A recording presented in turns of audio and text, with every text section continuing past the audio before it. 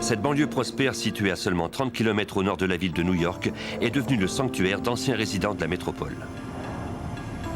La plupart d'entre eux ont quitté leur maison en ville pour aller vivre dans un endroit sécuritaire où y élever leurs enfants. Ils y ont trouvé davantage d'espace et un taux de criminalité nettement plus bas. Comme à Nanuet par exemple, avec son nouveau centre commercial qui attire beaucoup de monde.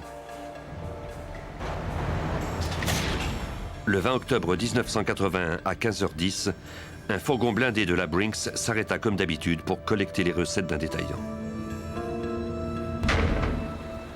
Un gardien resta assis dans le blindé pendant qu'un autre surveillait les portes. Un troisième employé revint avec l'argent liquide et les bordereaux de paiement.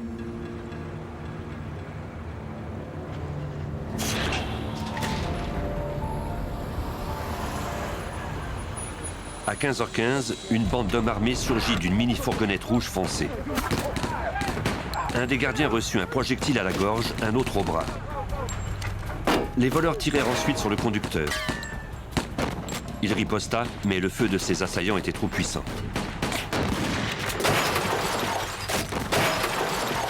L'un des employés réussit à réintégrer le fourgon par l'arrière pour se mettre à l'abri.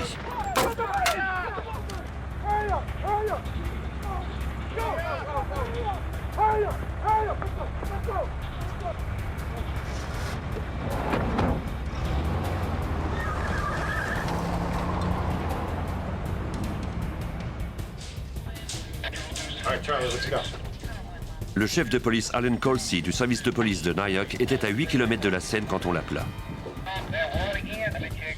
D'autres policiers des villes voisines furent également alertés puisque Nanuet était trop petite pour disposer de son propre corps de police.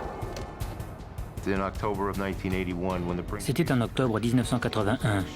Une affaire comme celle-ci a causé tout un choc aux populations de Rockland, de Nyack et de Clarkstown.